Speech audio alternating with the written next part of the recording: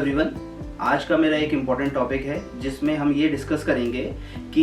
Exams में cheating करना और चीटिंग करने के बाद पकड़े जाना, उसका क्या सीरियस कॉन्सिक्वेंसेस हो सकता है हमारे करियर के ऊपर, हमें किस तरह से पनिशमेंट मिलेगी और किस तरह से हमारे अगले थ्योरी पेपर्स जो हैं वो उसके लिए हम डिटेन्ड हो जाएंगे।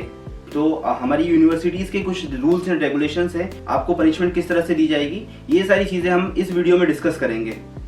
देयर आर 6 कैटेगरीज, ए से लेकर एफ तक अलग अलग कैटेगरीज में अगर आप चीटिंग करते हुए पकड़े जाते हो तो आपको उस हिसाब से आपको पनिशमेंट मिलेगी। तो हम यहाँ पर सारी कैटेगरीज डिस्कस करेंगे। As per the Madhya Pradesh recognised examination act 1937 as amendment in 1966 and 1984 and ordinance of RGPV number 5 and 12,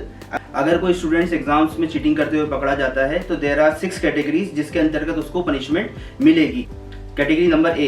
ये कैटेगरी के अंदर अगर आप किसी स्टूडेंट से बात करते हैं या किसी से असिस्टेंस लेते हैं या अपने क्वेश्चन पेपर के अंदर रोल नंबर के अलावा कुछ और चीज़ लिखते हैं या अपनी कॉपी में कुछ ऐसा आइडेंटिटी मार्क करते हैं जिससे पता चले कि आप ही की कॉपी है, तो आप इस कैटेगरी के अंदर फॉल करेंगे। और इसमें जो आपका पनिशमेंट रहेगा वो आपका जो करंट थ्योरी पेपर है, जिस पेपर को आप दे रहे हो वो पेपर आप नहीं दे पाओगे। कैटेगरी नंबर बी, ये कैटेगरी के अंदर अगर आपके पास कोई लूज पेपर या कोई राइटिंग मटेरियल या कोई चिट अगर आपके पास पाई जाती है और चाहे वो आपके पेपर से रिलेटेड हो या ना हो, अगर वो मिलता है आपकी बेंच के नीचे अगर पड़ा हुआ है तो आपको जो करंट आपका जो थ्योरी पेपर है, मतलब पूरा जो सेमेस्टर है वो उससे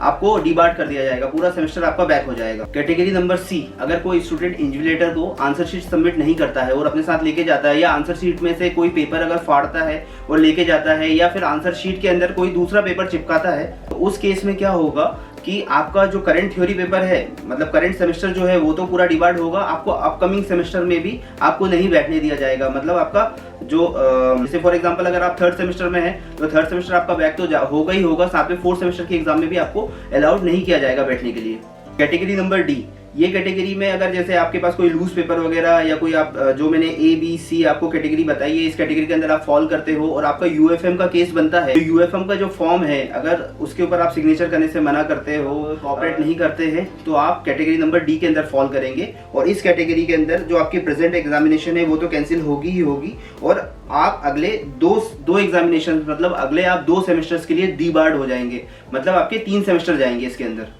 कैटेगरी नंबर ई, इस कैटेगरी के अंदर अगर स्टूडेंट एग्जाम को डिस्टर्ब करता है या फिर एग्जाम को सक्सेसफुली कंडक्ट नहीं होने देता है या किसी और स्टूडेंट को डराता है, धमकाता है कि एग्जाम ना दे और एग्जाम का जो माहौल है उसको बिगाड़ता है, तो वो इस कैटेगरी के अंदर फॉल होगा। तो इस कैटेगरी नंबर ई के अंदर जो पनिशमेंट है वो रहेगी कि आपको करंट थ्योरी पेपर तो देने को नहीं मिलेगा, करंट सेमेस्टर वाले पेपर्स तो आपको देने को नहीं मिलेंगे, साथ में आपके अगले 3 सेमेस्टर्स और आपको उससे डिबार्ट कर दिया जाएगा। मतलब आप 4 सेमेस्टर से जाएंगे, यानी कि आपके 2 साल पूरे के पूरे बर्बाद हो जाएंगे। अगर आप एग्जाम की जो कार्रवाई है या फिर एग्जाम जो हो रही है अगर उसको रोकने की कोशिश करते हैं या किसी स्टूडेंट को ट्राई करते हैं कि वो एग्जाम ना दे, तो आप इस कैटेगरी के अंदर फॉल करेंगे और अपने 2 साल जो है वो आप बर्बाद कर चुके होंगे, 2 ईयर्स आपको बैक लग जाएगा। तो मतलब आपकी जो BE है वो 4 साल की जगह 6 साल की हो जाएगी। अब हमारी जो लास्ट कैटेगरी है कैटेगरी नंबर एफ, इस कैटेगरी के अंदर अगर कोई कैंडिडेट मिसबिहेव करता है, लड़ाई करता है, फाइट करता है, थ्रेटन करता है या हार्म करता है या किसी इन्विजिलेटर को रिश्वत देने की कोशिश करता है या एग्जाम सुपरिटेंडेंट को ब्राइब करने की कोशिश करता है और जो एग्जामिनेशन का जो काम है उसको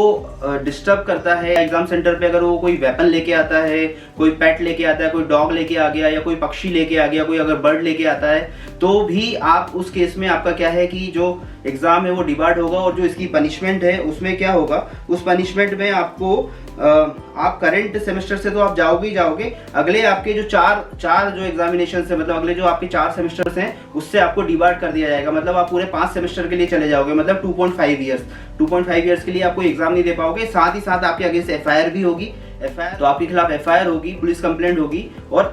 पुलिस कंप्लेंट होने के बाद आपका करियर पूरी तरह से खराब हो जाएगा। तो मेरा सजेशन ये है कि हमें किसी भी सूरत में एग्जाम में नकल नहीं करनी चाहिए, उससे हमारे करियर में फर्क पड़ता है। आपको ये तो पता ही होगा कि अगर आपका एक किसी सब्जेक्ट में बैक लगता है तो आप उसको नेक्स्ट सेमेस्टर में आप उसको निकाल सकते हो, आपके पास एक चांस रहता है। और चांसेस की अगर मैं बात करूं, जैसे आप अगर फर्स्ट ईयर में हैं, अगर आपको फर्स्ट ईयर में कोई बैक लगता है, पूरे फर्स्ट ईयर की बात कर रहे हैं हम, फर्स्ट सेमेस्टर सेकंड सेमेस्टर में बैक लगता है, तो आप उसको सेकंड ईयर मतलब थर्ड सेमेस्टर और फोर्थ सेमेस्टर में आप उसको निकाल सकते हो। थर्ड ईयर में पहुंचने के लिए आपका फर्स्ट ईयर क्लियर होना चाहिए। अगर कोई सा भी और सेमेस्टर है 1, 3, 5, तो उसको निकालने के लिए आपको 3 मौके मिलेंगे। कोई भी इवन सेमेस्टर है तो उसको निकालने के लिए आपको 2 चांसेस मिलेंगे। तो अगर ये चांसेस हमको मिल रहे हैं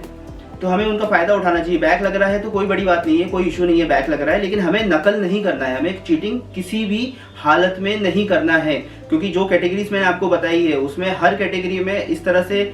से आपको पनिशमेंट्स हैं, जिसमें आपका पूरा का पूरा सेमेस्टर जो है वो आपका डिबार्ड हो जाएगा, मतलब पूरे सेमेस्टर के लिए आप डिटेन्ड हो जाओगे। साथ साथ में अगर आप किसी ज्यादा बड़ी कैटेगरी के अंदर फॉल करते हो तो आपका करंट सेमेस्टर तो जाएगा ही जाएगा, साथ में क्या होगा कि आपका जो आने वाले अपकमिंग सेमेस्टर्स हैं उससे भी आप चले जाओगे। मतलब जो आपकी बीई है वो 4 साल की जगह, बीई बीटेक आप जो कर रहे हो 4 साल की जगह वो 4.5 साल, 5 साल, 5.5, 6 साल तक, मतलब आप कोई मतलब नहीं इस तरह से डिग्री करने। जब भी आप एग्जाम में जाएं तो आपके आजू बाजू भी देख लें, आपके बेंच के नीचे देख लें, आपके डेस्क के ऊपर कुछ लिखा हुआ नहीं होना चाहिए। ये हो सकता है कि आप कोई नकल या कोई चिट या कोई पेपर आप लेके नहीं आए हो आपके साथ में, लेकिन पुराना कोई पेपर पड़ा हो, बेंच के नीचे पड़ा हो, या फिर बेंच के ऊपर कुछ लिखा हुआ हो, ये सब भी यूएफएम की कैटेगरी में आता है। तो इन सब चीज़ों से हमें बचना है। Thank you very much.